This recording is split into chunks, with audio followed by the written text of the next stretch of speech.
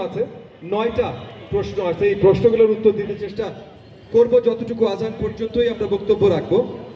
তো প্রশ্নতে যাওয়ার আগে কয়েকটা জিনিস ছোট্ট করে যদি বলে নেই, কারণ আপনারা যে প্রশ্নগুলো করেছেন অনেক কিছুই একটা জিনিসের সাথে সম্পৃক্ত বা সম্পর্কিত, যে আমাদের শিক্ষার ব্যবস্থার এখন কি অবস্থা। তো আমাদের শিক্ষা ব্যবস্থা সেই যদি আমরা 1972 সাল থেকে শুরু করি বা ইভেন 47-48-এ যাই, একটার পর একটা, মানে স্পেশালি 72 সালে ক্ষুদ্র কমিশন থেকে শুরু করে যতবার আমাদের শিক্ষানীতির বদল এসেছে, বেশিরভাগ সময় আমরা দেখেছি স্পেশালি 72-এর পর থেকে প্রত্যেকটা শিক্ষানীতিতেই রাজনীতিকরণটা আমরা বেশি দেখেছি। এই জায়গা থেকে আমাদের নিশ্চয়ই দূরে সরে যেতে হবে, রাজনীতিকরণ বন্ধ করতে হবে। সেই জায়গায় কেউ একজন প্রশ্নও করেছিল, সেটা এখানে কিছু উত্তর চলে আসলো। তবে একই সাথে মনে রাখতে হবে গত 15.5 বছর মানে ফ্যাসিবাদী আমলের যে শিক্ষা ব্যবস্থা ছিল সেটা কুলসিত করা হয়েছিল দুইটা বড় বড় কারণে।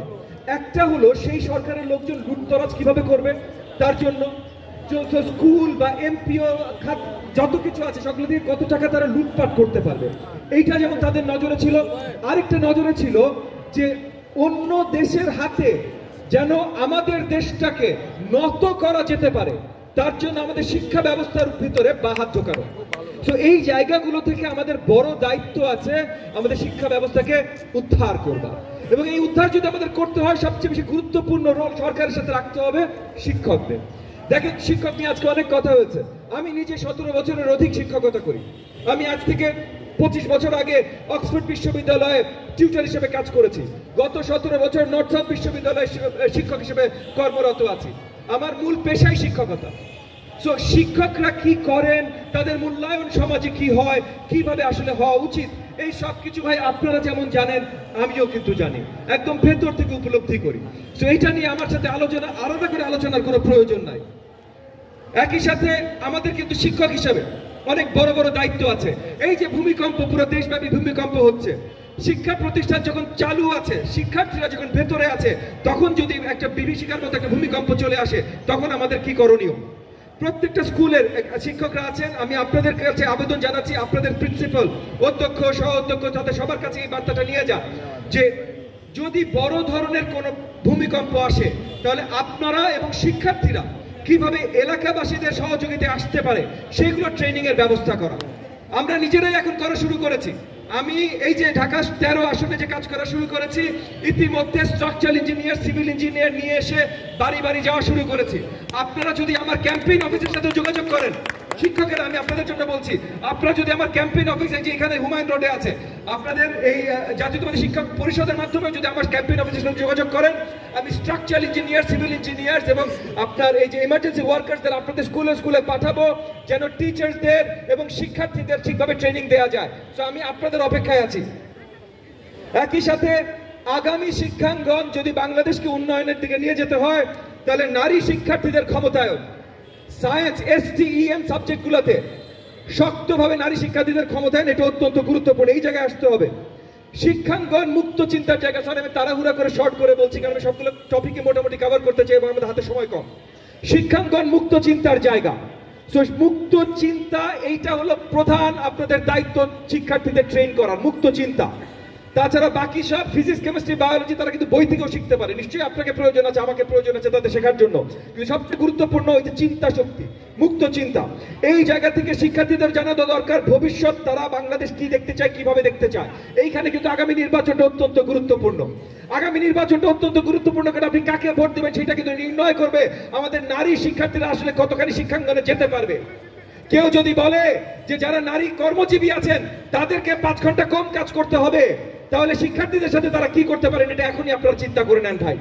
সো এই মুক্ত চিন্তার জায়গা থেকে এটা আপনাদের দায়িত্ব আছে, নেতৃত্বের দায়িত্ব আছে। শিক্ষার্থীরা কিভাবে আগামী নেতৃত্ব হতে পারে, ভাই ছবিগুলো আমি একটু পরে তুলি। শিক্ষার্থীরা কিভাবে আগামী নেতৃত্ব দিতে পারে, আপনারা কিভাবে শিক্ষার্থীদের নেতৃত্ব শিখাতে পারেন, এগুলো গুরুত্বপূর্ণ। নেতৃত্বের জন্য কনফিডেন্সের দরকার আছে। যারা বেশি জোরে কথা বলে, জোরে আওয়াজ করে কথা বলে, একটু কনফিডেন্স বেশি দেখায়, আমি জিতবো আর কারো তার জিতা সম্ভবই না, এইটা মানুষ বিশ্বাস করে বেশি। কিন্তু শিক্ষকদের একটা দায়িত্ব আছে সত্যতাটাও শেখানো। কারণ আসলে কে জিতবে এটা একমাত্র পরম করুণাময় আল্লাহ তাআলা নির্ণয় করবে, আর কারোর ইখতিয়ার নাই নির্ণয় করার কে জিতবে। আমরা শুধু এটা বলতে পারি যে আমরা শক্তভাবে বিশ্বাস করি আমরা জিতব, এবং এই নির্বাচনে আমরা আসলেই শক্তভাবে বিশ্বাস করি আমরা জিতব। কারণ বাংলাদেশের জনগণকে আমরা দেখাচ্ছি, ঢাকা 13 জনতাকে আমরা দেখাচ্ছি যে তাদের জন্য আমরা এসেছি।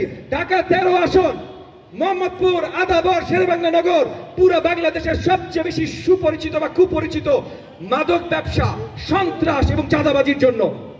আপনারা খবর নিয়ে দেখবেন, যদি খবর নিয়ে দেখতে না হয় তো ইতিমধ্যে অনেকেই জানেন আমি এই এলাকায় আসার পর থেকে আমি কিছু করি আর না করি চাঁদাবাজি অলরেডি কমে গেছে।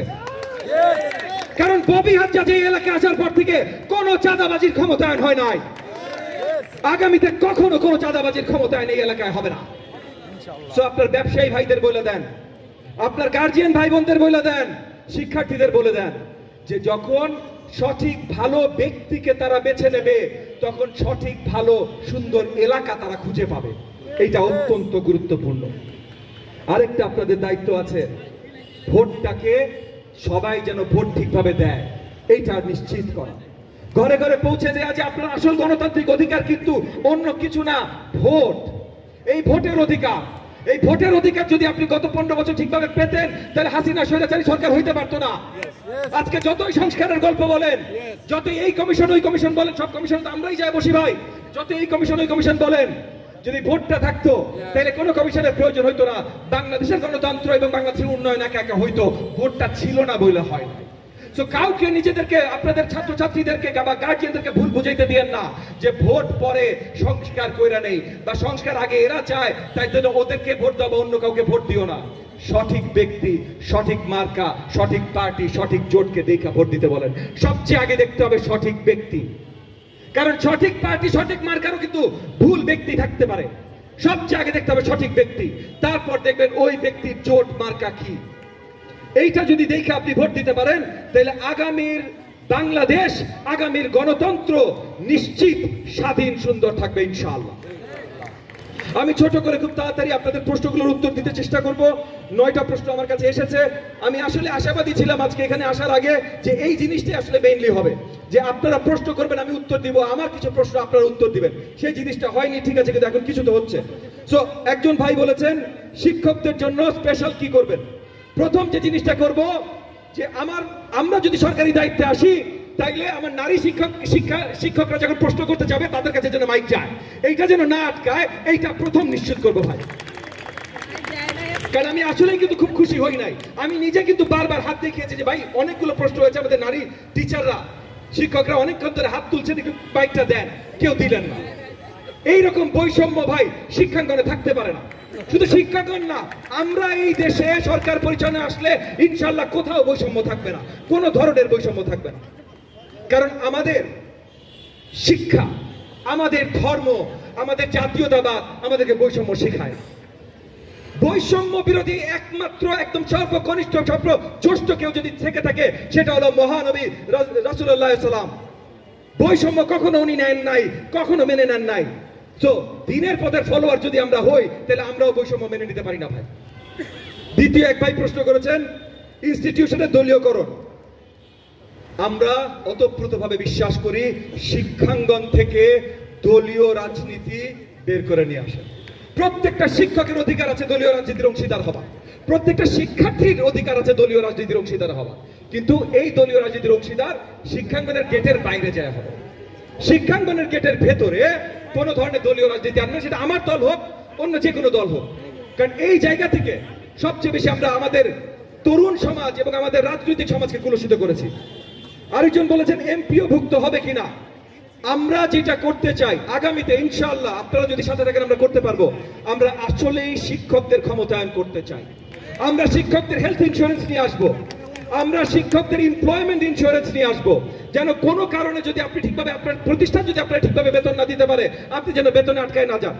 কারণ এই যে মান্থলি পে অর্ডারের যে সিস্টেমটা আপনারা যে এমপিও বলেন, মান্থলি পে অর্ডার যে সিস্টেমটা বেশ কিছু বছর আগে আমাদের সরকার থেকে শুরু হয়েছিল, এইটা শুরু হয়েছিল একটা বৈষম্য তৈরি করার সিস্টেম। এইটা শুরুই হয়েছিল রাজনৈতিক অর্গানাইজেশন সিস্টেম। আমরা মান্থলি পে অর্ডার থেকে বের হয়ে প্রত্যেকটা শিক্ষককে সুমর্যাদা দিতে চাই। কোন শিক্ষক যেন আটকায় না থাকে, ভাই আমার এমপিও দেন, কবে দিবেন কবে দিবেন কবে দিবেন। এটা আটকে আছেন না আপনারা? এই আটকা যেন আপনাদের না থাকতে হয় সেই ব্যবস্থা আমরা করবো ইনশাআল্লাহ। সো এমপিও নামটা আপনারা যেন সুন্দরভাবে না দেখেন, এটা যেন কুলসিত নাম যেটা এটা হওয়া উচিত সেইভাবে হয়, সেই ব্যবস্থা আমরা করবো ইনশাআল্লাহ। সুন্দর মূল্যায়ন, শ্রদ্ধা, সম্মান শিক্ষকদের দিব আমরা ইনশাআল্লাহ। প্রাইভেট স্কুলদের কি হেল্প দিব? এখন দেখেন, আপনার নাম প্রাইভেট, আপনি চান পাবলিক হেল্প, কি করবে সরকার? আপনি বলেন, আপনার নাম প্রাইভেট, আপনি সরকারের পারমিশন নিয়ে খুলেছেন? সরকারের পারমিশন নিয়ে যদি খুলেন, এই জিনিসটা আমরা নীতিমালা বদল করব। সরকারি স্ট্যান্ডার্ড, নট শুধু সিলেবাস, স্ট্যান্ডার্ড মেনটেন করবেন, আপনি সরকার থেকে অনুদান পাবেন, সেই ব্যবস্থাগুলো আমরা করবো। এটা নতুন পলিসিগত নিয়ে আসবো, এটা অনেক লম্বা আলোচনা, সেটা ছোট্ট করে উত্তর দেওয়া সম্ভব না, আমি জাস্ট ব্রিফ জিনিসটা বললাম। কিন্ডারগার্টেন স্কুলের জন্য বরাদ্দ, একে খুলবেন প্রাইভেট, চাইবেন পাবলিক, সরকার চালাবে কেমনে ভাই? আপনারাই বলেন, আপনারা তো বিজ্ঞ শিক্ষক না, আপনারা তো জ্ঞানী মানুষ, আপনিই বলেন। আপনি সরকারের কাছে জিজ্ঞেস করে খুলেছিলেন? সরকারের নীতিমালা মেনে খুলেছিলেন? এখন যেটা আমাদের করা দরকার, আমরা নীতিমালা বদলাবো, নীতিমালা বদলাবো যেন সকলে সম অধিকার পায়, এই ব্যবস্থা ইনশাআল্লাহ আমরা করবো। কি কিভাবে করবো সেটা লম্বা আলোচনা, সেটা নিয়ে পরে কথা হবে। এনটিআরসি সার্টিফিকেশন নিয়ে কথা বলেছেন এবং এজ রেস্ট্রিকশন নিয়ে কথা বলেছেন। এনটিআরসি সার্টিফিকেশন আপনাদের আড়াই মাসে কিছু শেখা যায় বলে মনে হয়? ভাই আমি 17 বছর শিক্ষকতা করি, বেসিক একটা আইটি সিস্টেম কেমনে চালাইতে, এটা শিখতে শিখতে আড়াই মাস চলে যায়। আপনি চাইল্ড সাইকোলজি শিখবেন, লিডারশিপ শিখবেন আড়াই মাসে। সো এই এনটিআরসি কি কি করে সেগুলোর বলতে লাগবে। ভাই আজান পড়ে গেছে, আর বক্তব্য লম্বা করবো না। আপনাদের অন্য কোনো প্রশ্ন থাকলে আগামী দিন আপনাদের সাথে বসবো, আলোচনা করবো। আপনাদের সকলকে অসংখ্য ধন্যবাদ। আসসালামু আলাইকুম।